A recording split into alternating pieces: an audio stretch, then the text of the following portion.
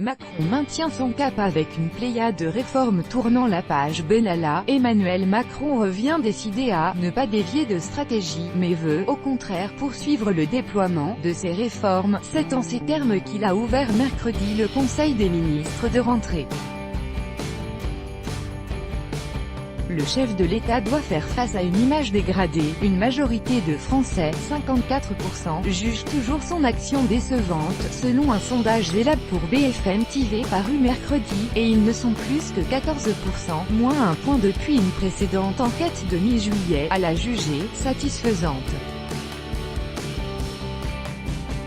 Pour un Français interrogé sur 3, 32%, 6, il est encore trop tôt pour se prononcer. Le programme de cette deuxième année du quinquennat débutera par la présentation du plan pauvreté, mi-septembre, a annoncé le porte-parole du gouvernement Benjamin Griveaux.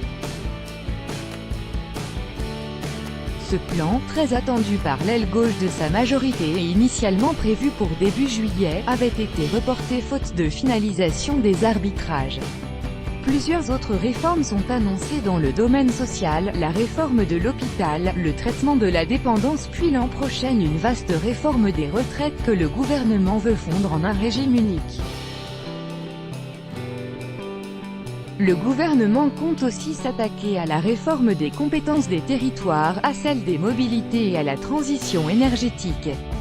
Il poursuivra également le dédoublement des petites classes dans les zones défavorisées. Le chef de l'État devrait mettre cette mesure en valeur lors d'une visite dans une école le 3 septembre, jour de la rentrée scolaire, et lancera la création du service national universel voulu par Emmanuel Macron.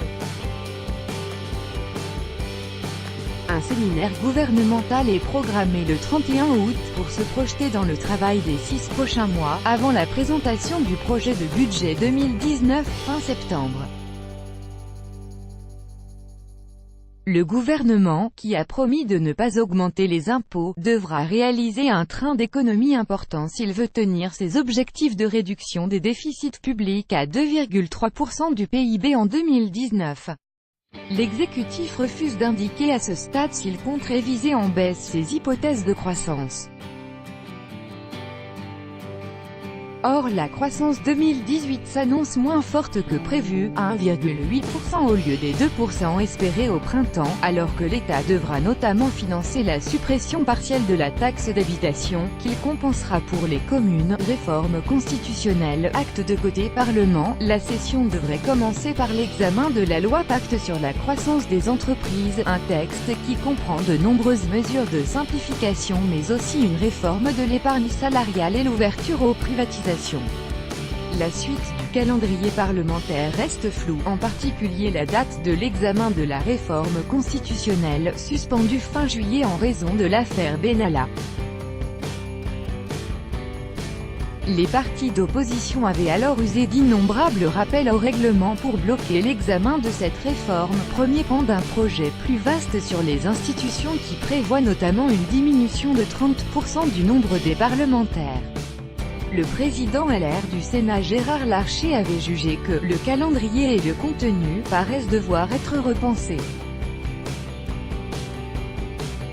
Le pouvoir est bien décidé à revenir à la charge sur la réforme constitutionnelle, qui notamment supprimerait la Cour de justice de la République et autoriserait le chef de l'État à écouter les parlementaires et leur répondre lors des congrès. Nous sommes très attachés à ce que nous puissions réviser la Constitution. C'est aussi le souhait qui s'est exprimé très clairement dans les urnes lors des élections présidentielles et législatives, a fait valoir Benjamin Griveaux. Le plus tôt sera le mieux, mais il m'est difficile de vous dire, en amont, à quelle date précisément aura lieu son examen, compte tenu des contraintes des textes budgétaires et financiers qui vont arriver au Parlement à l'automne, a-t-il ajouté. Les débats politiques devraient se cristalliser fin septembre sur les choix budgétaires du gouvernement, entre hausses pour certains ministères, éducation, sécurité, défense, mais en nette baisse par exemple pour les emplois aidés ou les aides au logement, sans oublier la réduction du nombre de fonctionnaires promise. Emmanuel Macron compte aussi mener une offensive diplomatique en Europe pour créer un arc des progressistes face à la montée des nationalismes, afin de préparer les élections européennes de 2019. Il sera la semaine prochaine au Danemark et en Finlande. Le point fort de la diplomatie française aura lieu le 11 novembre pour le centenaire de l'armistice de 1918, auquel la France a invité 80 chefs d'État et dirigeants internationaux. Donald Trump a déjà répondu présent. Paris organisera un forum pour la paix où Emmanuel Macron prévoit un grand 17. Tout droit de reproduction et de représentation réservé. Copyright 2018, Agence France Presse.